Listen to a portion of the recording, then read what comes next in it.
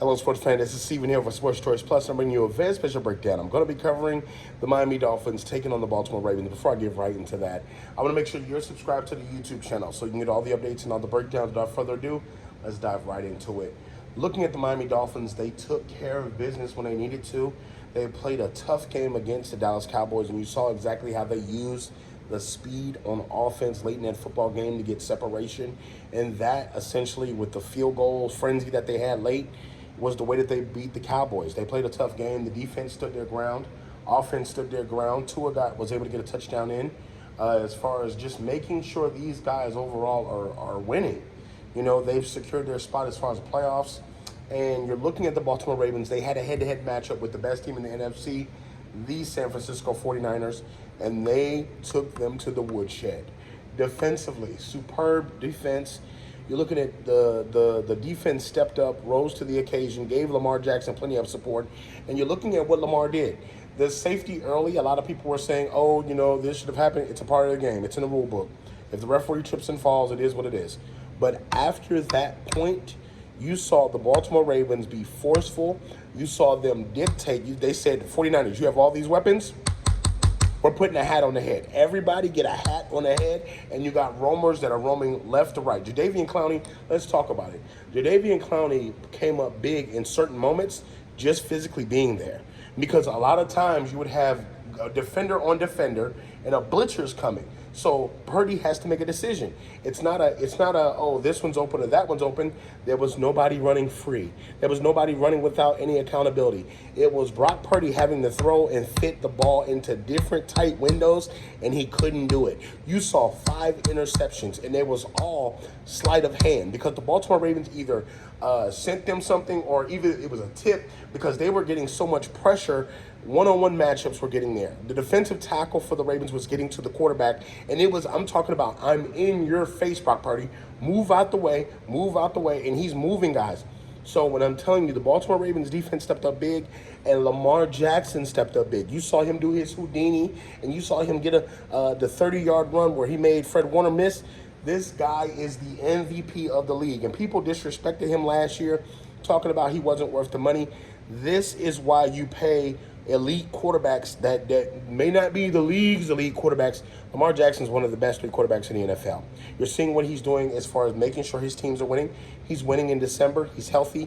He's getting down. He's throwing the football. He's running when he needs to. He's the definition of the Michael Vick experience.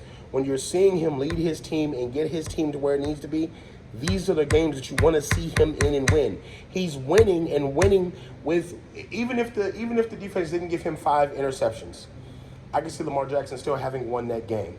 If they would have gave him 1 or 2 interceptions, I can still see it because Lamar Jackson's growth, the respect to the game that he gives when he studies the film. You can see on film where he sees the 49ers blitz coming. He knows what's coming. The check down was coming.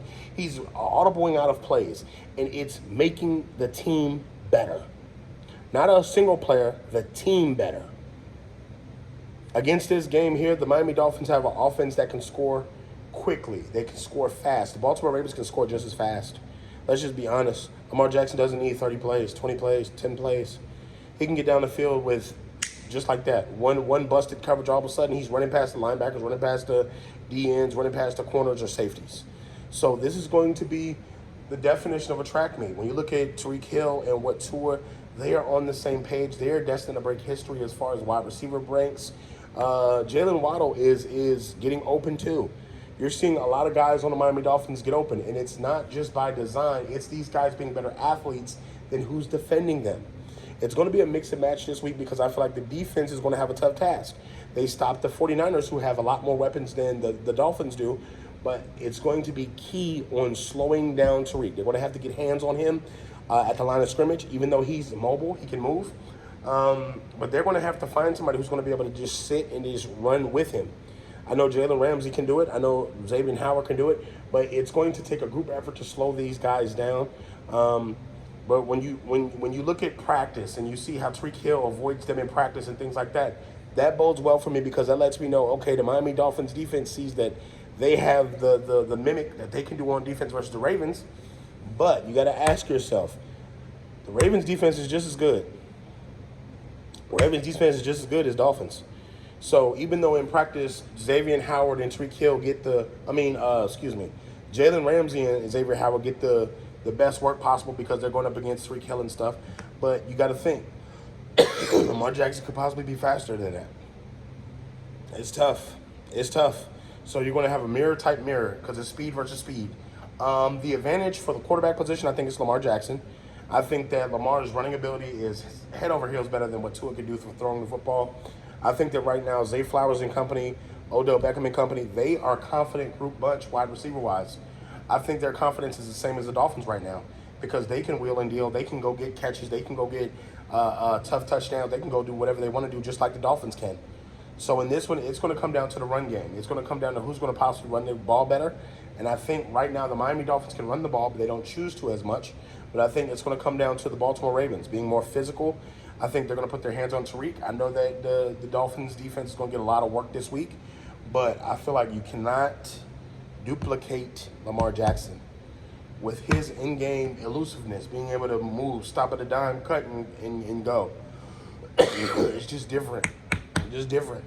And I think this game here is going to be the MVP seal for his season. So I'm picking the Baltimore Ravens to win this one. I feel like right now they're running away with that AFC lead, and they're going to seal that #1 seed. And, you know, it's a lot that goes on, but I feel like these guys are offensively a full like running on full fumes right now. They are going everything. Everything's running maximum horsepower. They are getting everything they want anytime they want to. Baltimore Ravens offense looks nice. Defense looks nicer. So, all you Ravens fans, all you Dolphins fans, get in the comment section. I'm picking the Dolphins to lose, unfortunately. Definitely check out Sports Choice Plus on the YouTube platform. And we'll see you in the very next video.